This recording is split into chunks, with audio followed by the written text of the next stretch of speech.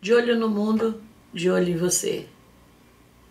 Gostaria de dizer para todos, essa homenagem que eu gostaria de prestar hoje ao seu Águia Branca, ou o espírito dos índios, que é o Águia Branca, e que todos os índios, em todas as partes do planeta, estejam a bater no chão, no solo, na terra, com os seus pés, no ritmo do coração, na batida que eles fazem ao dançar e em seus cerimoniais.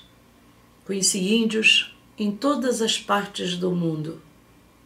Comecei com o Brasil, muito jovem, ainda na época da Transamazônica, quando na verdade se abria estradas, se cortava árvores para fazer aquela grande estrada.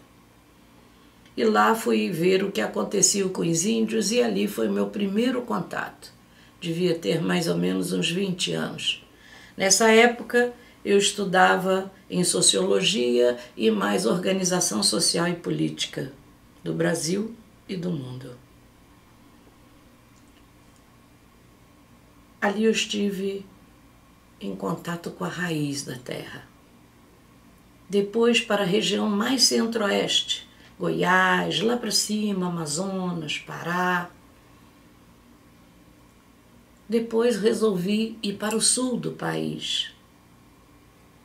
Chegamos a ir, inclusive, na fronteira, no limite, ultrapassando a Terra do Sem Fim, a Antártida.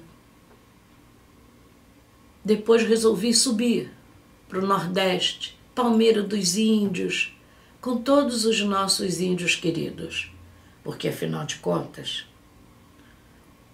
nós somos aqui no Brasil.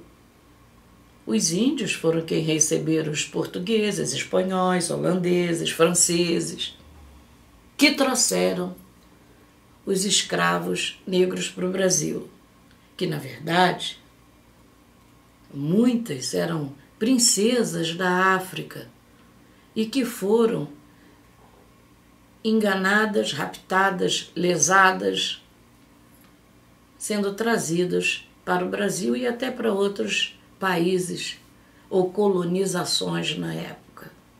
Então os índios são os verdadeiros donos desta terra. E aos índios os meus respeitos. Uma luta eterna. Depois resolvi sair do Brasil. Também estive no México, com todos eles, os incas, os maias. Estive na América do Sul, no Chile, nossa, porque para se conhecer não é apenas a internet, mesmo porque ela tem muitas informações erradas, induções. Eu sou psicopedagoga e terapeuta. Poxa, mas Aline, você estudou tanto, com o único alvo: conhecer a alma humana, o ser humano e como ele vivia nesse mundo físico-astral de emoções. Não para ter carteirinhas, mas para conhecer. E para conhecer, como pesquisadora, você tem que ir no campo. Mesmo porque um livro escrito, 30% são emoções e axiologias de quem o escreve. Porque, afinal de contas, nós colocamos as nossas experiências. Não que estejam erradas, mas é bom cada um ver do seu prisma. E se você é um pesquisador, você tem que estar no campo. Então, estive em todos esses lugares. Aí depois saio da América do Sul, da América Central e vou para a América do Norte. E lá eu estive desde o Canadá, que na verdade são índios que foram expulsos também dos Estados Unidos, na época da colonização. Não esqueçam que eu sou professora de Organização Social e Política, matéria até que tiraram do currículo do 2º grau, não é mesmo? Pois é. Continuando, e lá estive com todos eles e vi todo o trabalho que fazem, tudo que sofreram. Engraçado, todos os índios nesse sofrimento, mas seu Águia Branca, que na verdade o espírito dos índios é uma gigantesca águia, eles me contaram que aqueles que não têm luz, ele pega pela garra, porque é imenso, e joga na boca de um vulcão para que seja extinto essas energias de pessoas que não têm luz. Como eu nunca duvido que o poder de Deus é infinito, eu acho que tudo é possível. E como tudo começa na mente, na criação, vai para as emoções e desemboca no físico, no plano da existência, tem fundamento. Como eu disse, eu estudei psicologia. E com profundidade. Tanto que eu tenho autorização de criar testes. Eu não preciso comprar testes. Agora vocês estão tendo uma pequena visão de tudo que eu estudei e quem eu sou. Uma coisa eu procuro sempre ser: luz, lucidez, verdade, justiça e lucidez. E sabendo que o meu direito termina aonde começa o do outro e que o outro também não ultrapassará a minha linha. Continuando, lá eu falei em direito, eu também fiz direito não para ser advogada. Eu fui até quase o último ano de direito para conhecer o direito da mulher. Então lá vamos nós, Finlândia. Toda a parte do Polo Norte, então do Polo Norte ao Polo Sul, os Suomens, a Ilha do Mago, o último ponto de habitante no extremo norte da Terra, onde só haviam 300 habitantes. Lá estive eu. E, mais uma vez, os meus respeitos, o meu amor, o meu carinho e muita luz para todos os índios. Todos nós reclamamos de falta de amor, de sermos usurpados, de não termos os nossos direitos. Os índios sempre foram tratados como tal. E, no entanto, eram os nativos da terra. Vamos ver o que vão fazer agora. E eu continuo a dizer que o espírito dos índios, a águia branca gigantesca, voe sobre a terra a defender o legítimo direito desses seres humanos que não podem ser alijados, porque mesmo tendo sofrido tudo isto, em todas as partes do mundo, eles mantêm a sua tradição, eles mantêm a sua fé, porque a fé, como dizem os religiosos, move montanhas. A fé se torna um ideal. A fé dá força. Se certa ou errada, verdadeira ou não, o que vale é a força interior que dá ao homem, porque, como, tendo estudado profundamente a alma humana, é importante que a sua mente esteja na luz, que ele creia naquilo que faça, naquilo que faz e viva aquilo que ele diz crer. E aí eu bato palma aos índios por sua vivência. Ah, mas alguns se perderam por estar mais em contato com a civilização. Se perderam, a águia branca pode pegá-los e jogá-los no vulcão. E eles sabem disso. Fica aqui os meus respeitos a todos os índios que vêm dos primórdios, que vêm sofrendo em todas essas épocas e civilizações, e ao seu águia branca, eu nunca duvido que o poder de Deus é infinito. E como eu já disse num programa de televisão, o Deus Todo-Poderoso e Único, Ele não manda só daqui para cima. O Deus Todo-Poderoso e Único Ele manda no céu, no inferno que vocês criaram, no inferno de Dante, na natureza, em tudo. Ele criou tudo, todos que existe na terra, no céu ou no universo. A ciência vai chegar lá. E como eu disse, o meu trabalho é um trabalho técnico, espiritual e científico. Que vocês comecem a raciocinar com lucidez, que, como eu disse em conversas anteriores, o tempo acabou. O tempo acabou. O que nos resta é viver em atitude. Porque se há uma coisa que todos nós recebemos, foi a vida. E a ela eu devo cuidar, porque foi aquilo que Deus me deu para aprender, viver, caminhar, ir para frente. E a esperança é a última que morre. Um beijo em seu coração, em sua palavra, em seu pensamento, e luz em todos esses pontos. E não se desconecte, porque o que você sente não for o que você diz nem o que você pensa, precisa realmente de um ajuste.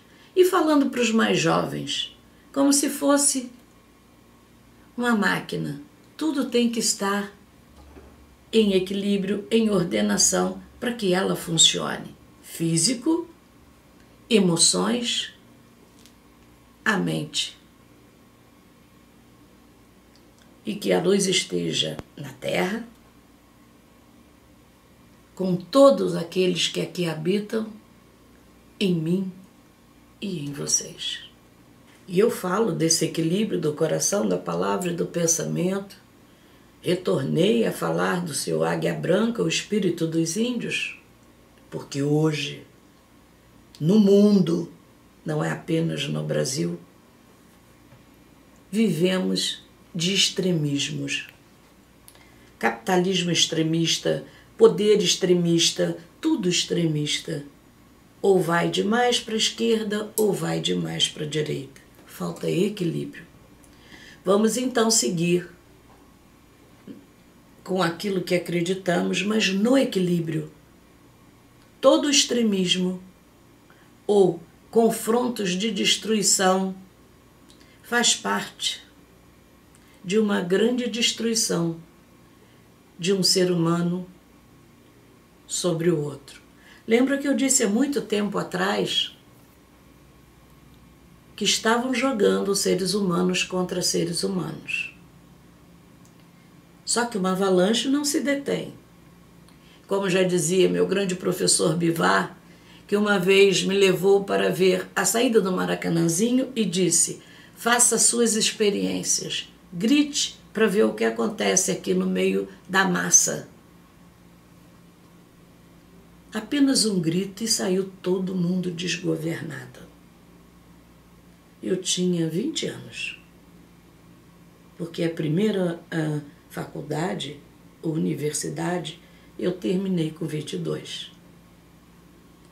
E continuei estudando a vida inteira, porque eu não sou Deus.